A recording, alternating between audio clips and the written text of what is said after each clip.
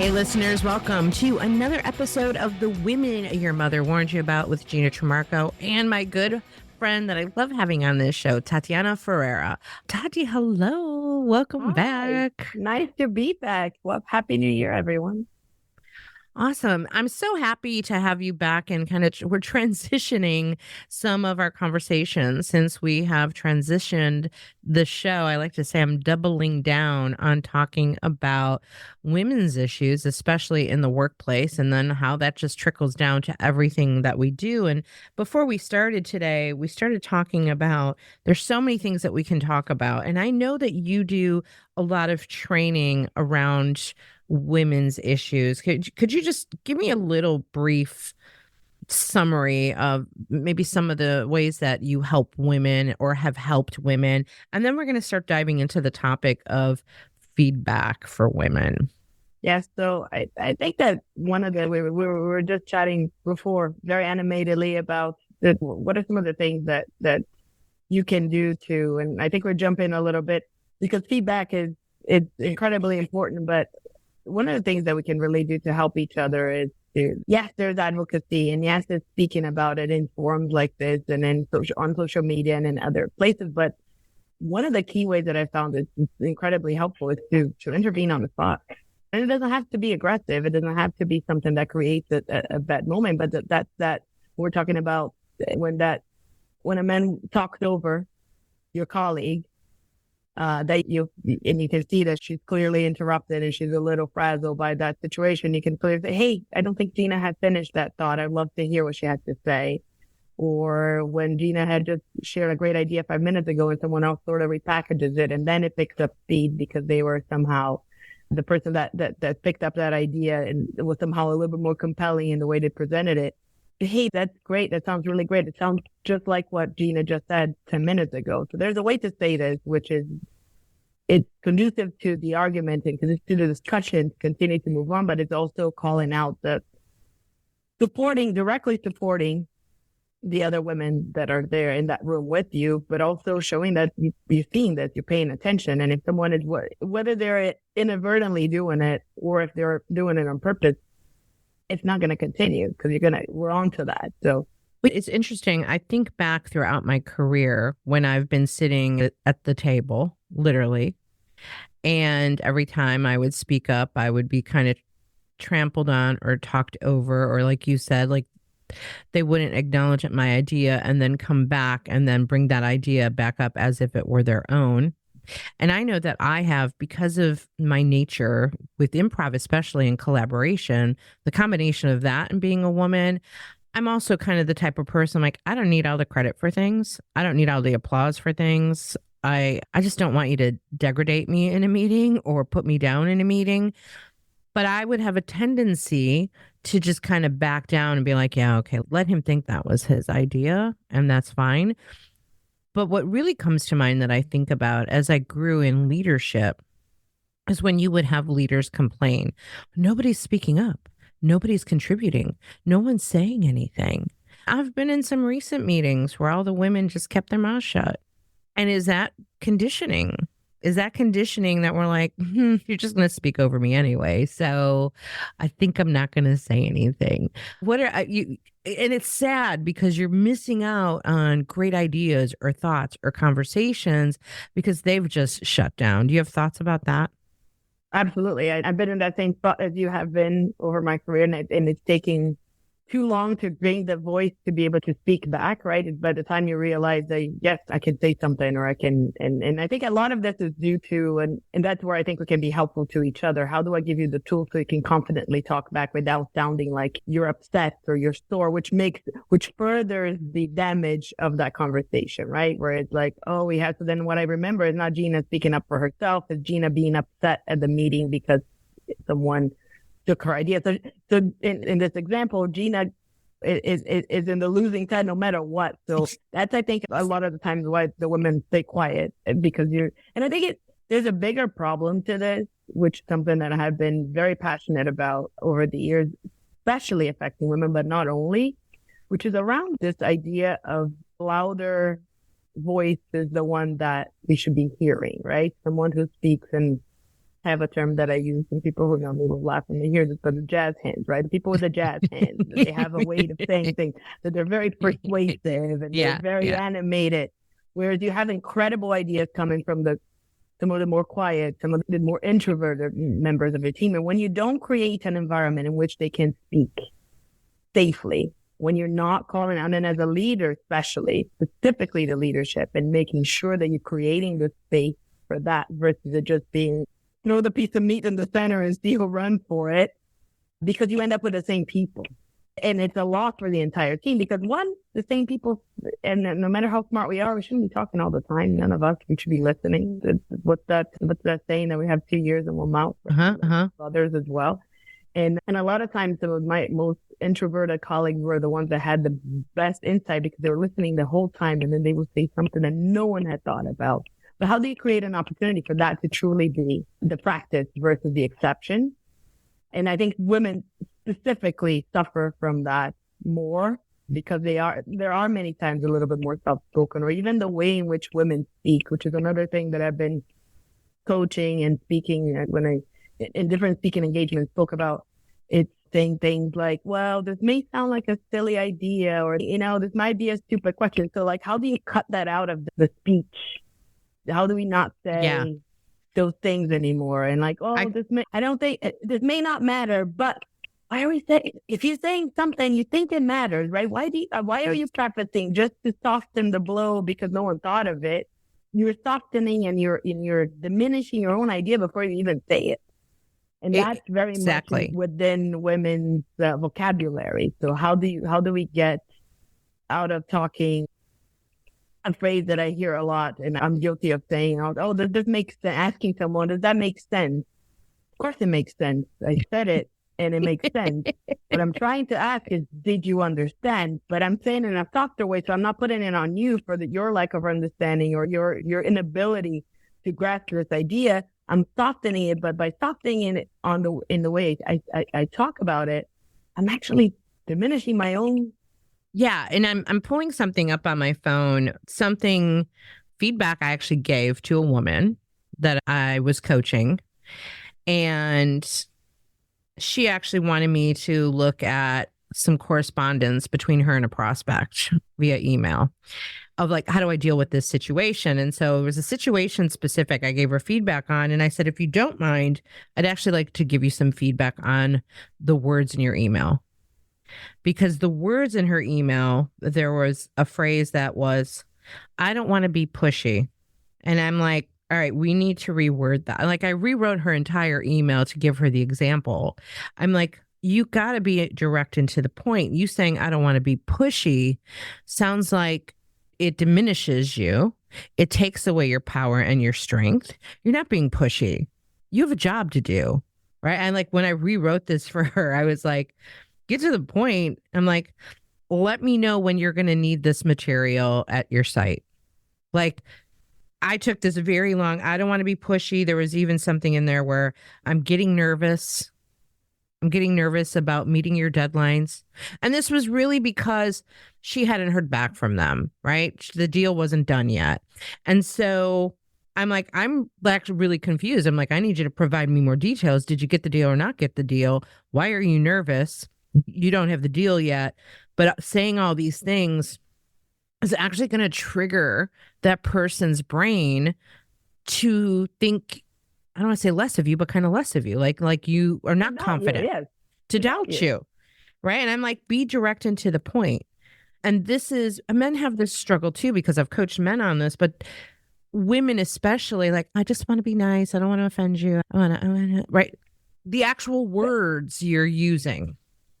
But, and 100%, and again, the same situation. I've been coached, and I've coached women over the years on this and mentored women to get out of their own speech trap that they're using. I like that. Speech trap. So but it's also not unwarranted, right? Because we have been receiving this feedback, and I know I'm jumping the gun to talk about, but we have been receiving a lot of this feedback over our careers and over our lives on being, I cannot tell you how many times early in my career, including when I was already a leader, I received the feedback of being too direct. Me too. Well, my entire career. Ain't that something? I don't think I know a single man that has received that feedback. Yeah, I'd like when I get that, I'm like, would you say the same thing to a man? And it's because there's also an expectation. There's an unspoken expectation that women are softer, that we soften the blow of and the strength of the things we're gonna say. One of the best pieces of advice I've ever been giving was by a male colleague on when I was presenting a really big project, something I had created, and I would present the key pieces of the project, and then I will add all these little like, but if we wanted to do this, but if you don't want to do the first thing I said, if you want to, and he gave me the best advice, which was, you gotta drop the bomb, and you gotta wait. Don't give them an out. Don't get just wait. They will tell you if option one is not good. They will tell you if option two is too expensive. Don't jump to we're often trying to make the environment comfortable. And I think that's the essence of, and it's so much on the emotional load that ends up with women all the time, which is making our environment comfortable and making everyone feel at ease. And we take that so seriously, and it shows up unconsciously in so many areas, in so many of the things we do. Not creating an uncomfortable situation, not even an conflict, not saying something that the other, and over time, hopefully you learn that. And one of my missions is that younger women learn this sooner rather than later as young professionals, that it's okay if somebody puts you in a difficult position, if someone create a situation, maybe they should be uncomfortable with your comment back. Not an excuse to be rude, not an excuse to be unprofessional, because I also see this happening where people kind of hide behind the curtain of honesty and directness to just be rude and unprofessional. That's not it at all. But sometimes, I may need to say, Gina, what you said was inappropriate, and stop right there and let you feel uncomfortable with that moment potentially, and let you apologize to me, and let you ask me, why is that? Why do you consider it was inappropriate? So then I'm not trying to lighten your load. You're the one that created the situation in the first place. So that's, I think, something that as women, there's a long way in terms of both expectation and our own actions in reply to a situation. Well, I think there's a lot of fear around. I've got a lot of friends in challenging work situations. I think there's a lot of fear of saying something back and using their voice, that there's going to be some level of repercussions.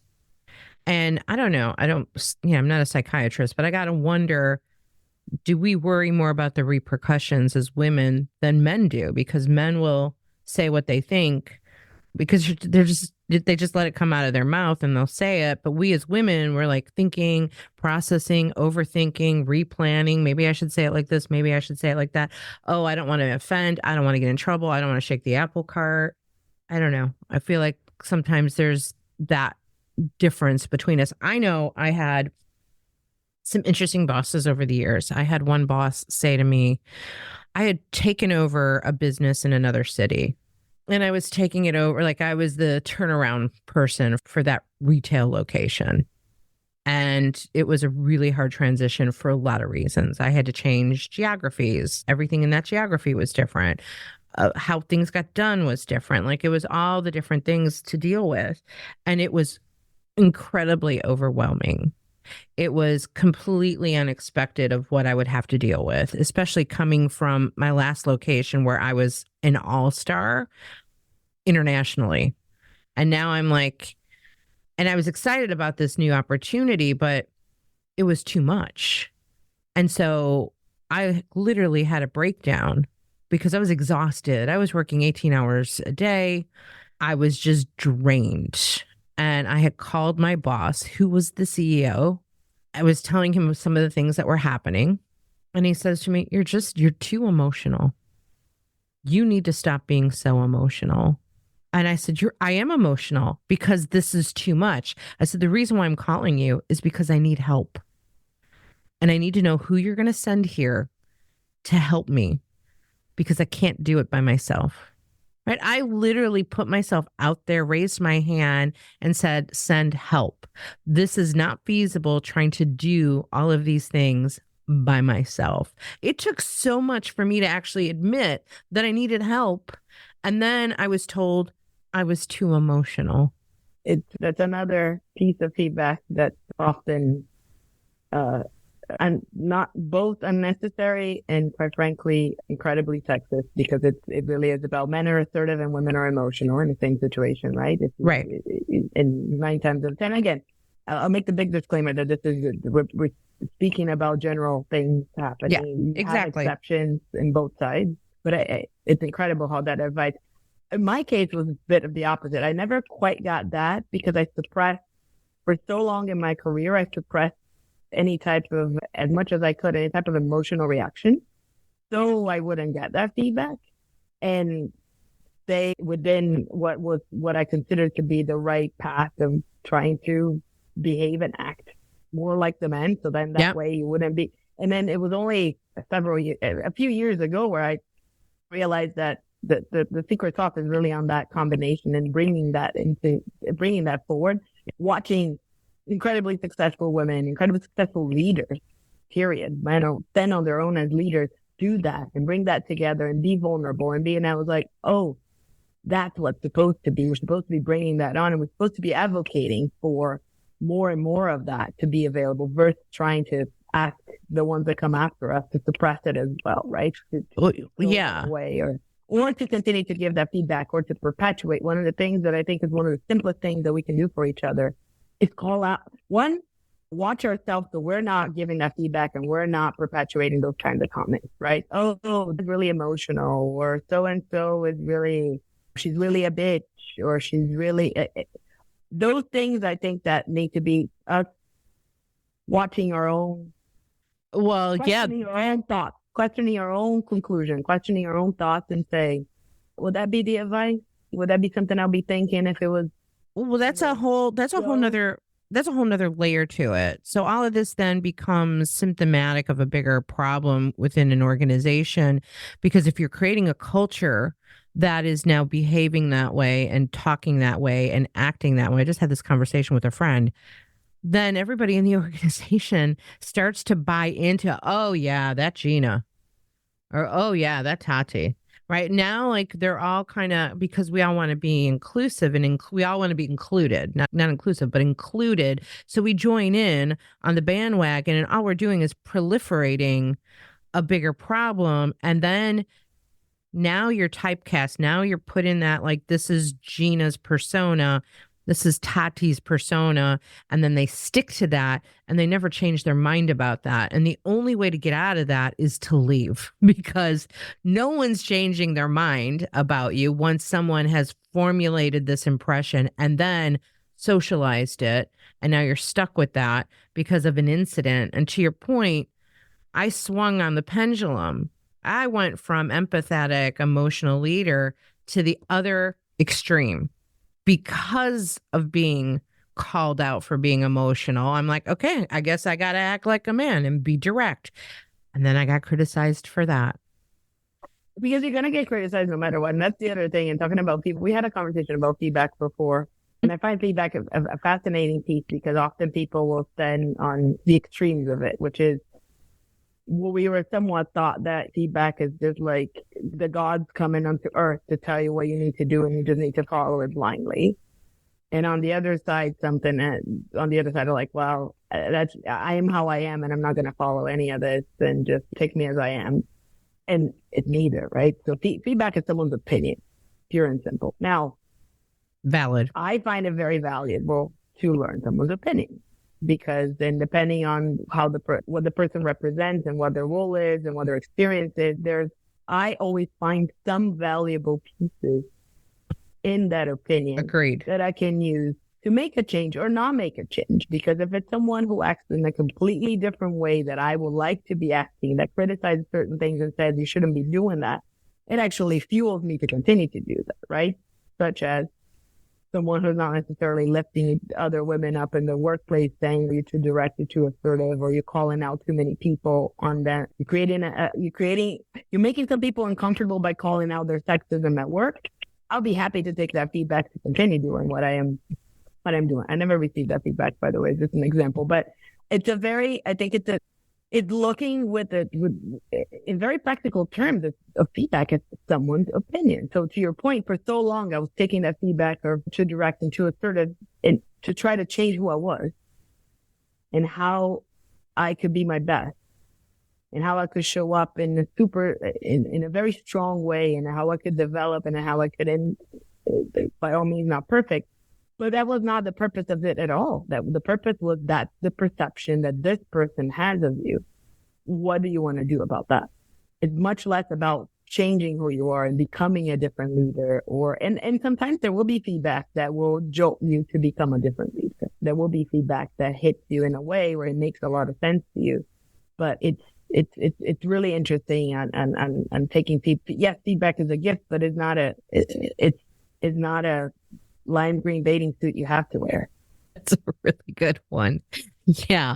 Yeah. So if we think about this, to me, the best type of leader is the one that can blend the two, that can have empathy and emotion and also be direct and create a psychologically safe environment where everyone feels like they have a voice and they can speak up and they're not going to get chastised for it and they're not going to be personified by whatever, right? I've been called direct.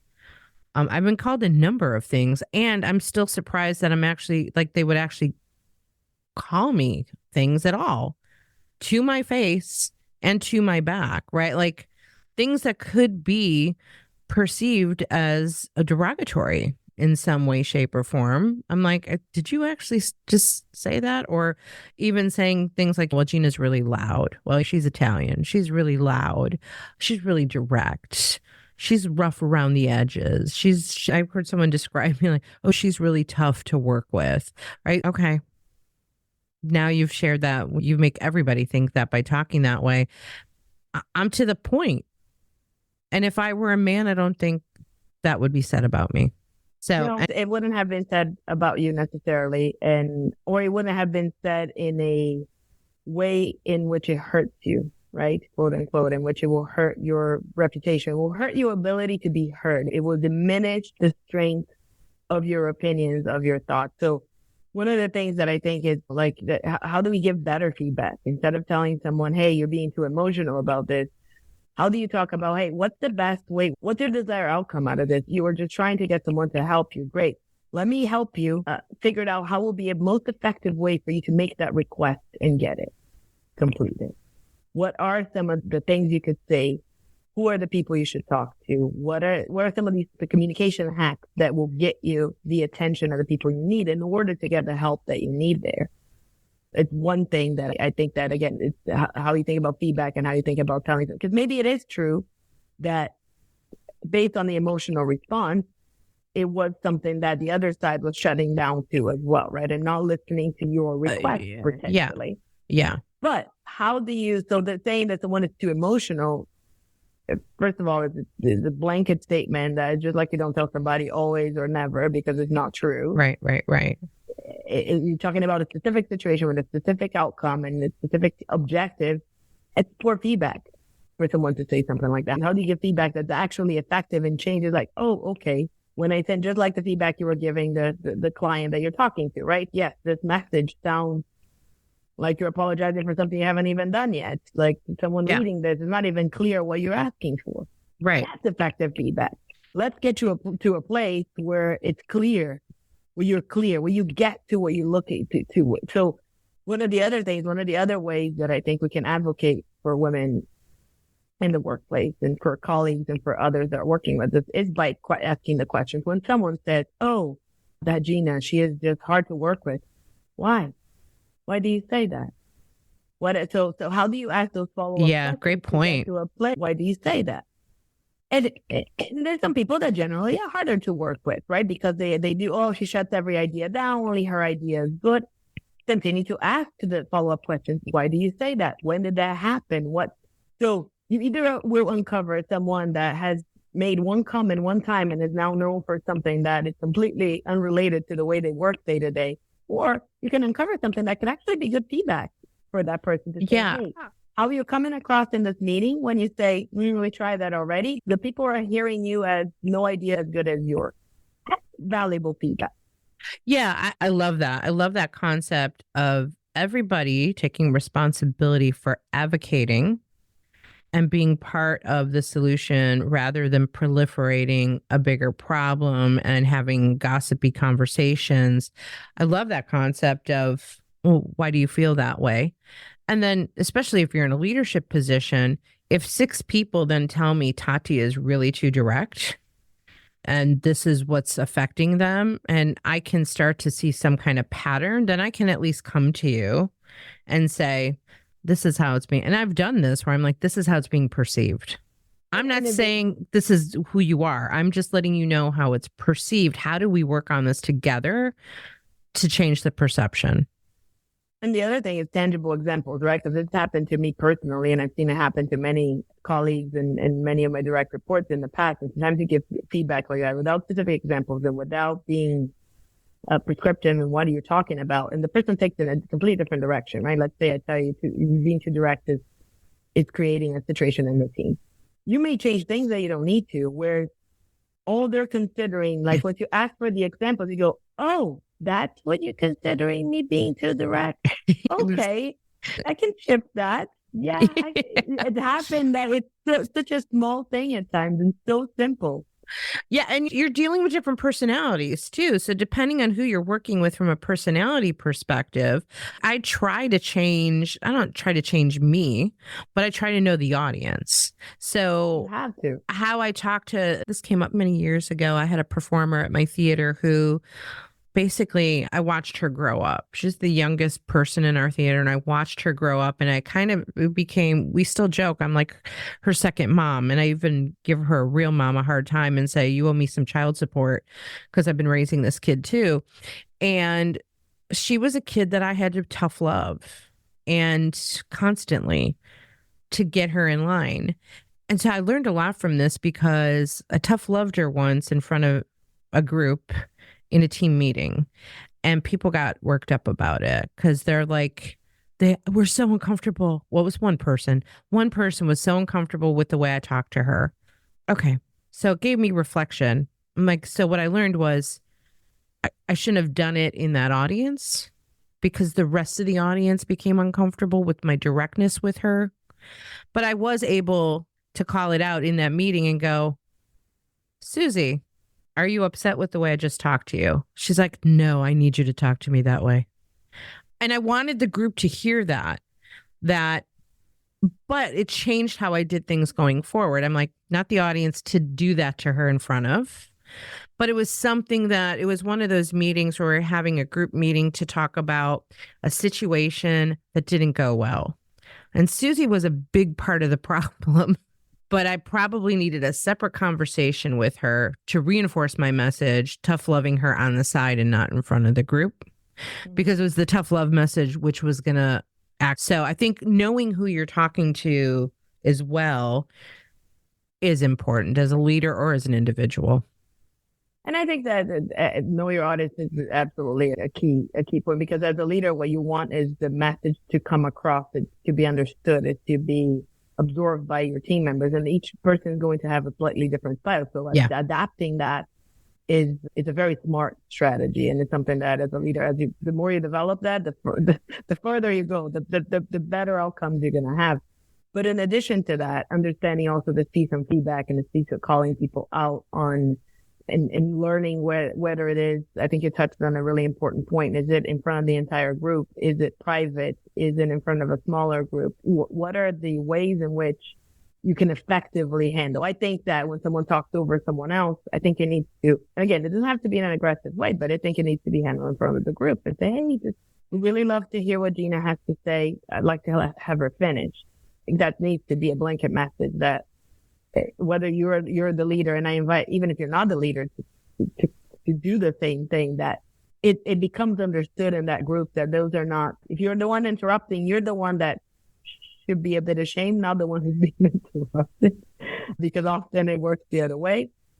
But then there is bigger conversations, right? You have somebody in your team who constantly interrupts, no matter what you do and no matter what. That's also a one-on-one conversation to say, hey, Joe, noticed these 4 instances in the last week and a half in which this happened. I would really like for us to change that. I would really like to see a change to that behavior, because that's not, Yeah. There's different ways in which you can insert yourself without. So the leadership is going to have to be very aware of this, but I think that there's also a role that we all play as colleagues, as even subordinates of someone, and watching some of this happening, and whether either feeding it, because when you are silent, you are agreeing in some way. Yep. And that we all know, if no one says anything, it continues on. And then maybe you talk in the background, oh, that so-and-so is always interrupting everyone. Oh, until so-and-so gets either called out or a conversation, a one-on-one conversation about it, probably going to continue to happen. Well, I think that's also epidemic. Like, I think that continues to happen because nobody wants to be the person kind of trying to change the behavior. I've had colleagues in previous companies, like we'd have these back in the teleconferencing days on the telephone before Zoom. I would have colleagues call me and say, "Oh my gosh, thank you so much for saying that on the conference call today," because I was thinking it, but I was afraid to say it. And I'm also a believer in that people will start to mirror both positive and negative behavior. So here's my thought on being talked over, and I'd love to hear, because you talked about having tools for how to speak back. If someone's talking over me, I'm going to say, you know what, Tati, excuse me, Tati, if you don't mind, I would, and that might not even the best words, but I would be firm with it and say, I really don't appreciate, I don't know if you realize you're talking over me. I think that's one of the ways in which you can effectively communicate that. But and if someone is not as comfortable in being as direct about it, I think there are other ways in which you're like, thank you. Like, if you can just hold back on that thought, because I'd like to finish what I was saying. Very easy way to sort of, let me finish what I was talking about, so then you can add your thoughts to it. Like something very simple like that, in which you become very comfortable, and it's still not necessarily. Now, there might be an instance where you say, hey, listen, you interrupted. I have had a moment, my most extreme moment in my career, I stood up and I put my hand up and I said, I'm not finished. But there was an extreme moment. Most of the time it happened in a different way. I think we're on Zoom a lot, on virtual Teams calls and Zooms. And I think that physically raising your hand is one way to stop someone and going and physically raising your hand and going, hey, Gina, if you can hold that, I hadn't finished. Let me just finish. Give me just another minute to finish what I was saying before you interject or before you add your thoughts to it. I'd love to hear it. But so you're being very assertive about finishing your thoughts and speaking, and you're also at the same time not creating a super uncomfortable or maybe someone will be uncomfortable. They should be if they're interrupting you in a way, but it's not. I don't think it disrupts the flow of the meeting necessarily. So I think there's some very easy ways in which you can do it. I would advocate that the leader should have a huge role in that. It should be for the team to call it out, but to your point, it shouldn't be just the one person that calls it out all the time. Yeah. There should be other folks, and the leader specifically paying attention to that and saying, you know what, Gina or even going back and, hey, Gina, had you finished your thought before you got interrupted? Well, going back to something we said earlier, I think what's important there is emotional intelligence in general. Emotional intelligence of the leader, especially if the leader is paying attention to the dynamics in the room and can circle back on that. And they're really the puppeteer. They're the navigator. They're the person who can come back and say, Tati, I don't think Tati finished what she was saying. Were you done? And kind of steering that. And then somehow the leader also needs to pay attention to who is lacking emotional intelligence and how can they help those people get better at reading the room, so that overall that leader is creating a better culture, right? But first you have to be emotionally intelligent as the leader, because you can't possibly be aware of others' bad behavior if you have bad behavior. Yeah, in my opinion. No, 100%. And I was just thinking about and there are times where you're going to need to be a little bit firmer on the conversation. I was just reflecting on a somewhat recent situation that I went through with someone who was consistently interrupting every single thing. And I got to a point that, okay, well, I really would like for this and have a one-on-one conversation I really like for our interactions to work, our partnership to work, is not working right now. It's not working for me. I feel like I'm being constantly interrupted. I feel like you do not want to hear what I have to say. How do we solve this? The person was incredibly surprised by it. And well, that's what's happening. I can't get a thought out before you interrupt me to disagree. I haven't even finished what I'm saying. You already disagreed somewhat. So how do we overcome this? So I think that being humble about that as well and coming, I'm a huge advocate of a very direct conversation. No surprise on the direct conversation, but a huge advocate of a very direct conversation. Like, hey, listen, this is what's happening. This is what I see. How do we solve it? And if I could take that another step on the I feel, because again, this is my emotional baggage and trigger. Because I have been called out for being emotional, I actually struggle with saying I feel. Because I am struggling with, oh God, they're going to judge me for my feelings. I actually have a training and keynote that I give called Managing the F Word, feelings. So I will say, I perceive this happening. This is my thing, right? And it depends on the audience too. If I'm in an audience that's all about the feels, then I will say I feel. But if I'm in an audience where I suspect that they're going to judge me for feeling, then I say I perceive. That's just my take. And it's also interesting, right? Because based on the feedback that we received, just a comment, and like for me, it's the opposite. I try to use the feel because the feedback has been that I haven't used it enough. So I tried. No, but ultimately the point on that was how do you shift then from, because and this is a basic technique of an effective discussion or conversation is, this is my perception. I'm not saying you are. Correct. I'm not saying you meant. Exactly. That's when you get into that's not what I said. That's not what I meant. That's how it's hitting me. And there's no argument around that because that's 100% mine. Yeah. How it used to hit me is 100% mine. There's no discussion around that. Now, you can have a discussion about how do we soften that? How do we create a better dynamic between the two of us based on those two factors? But when you're putting whether it's feel or perceive or sense or whatever it is that you use to shift that to yourself to say that's how it's hitting me.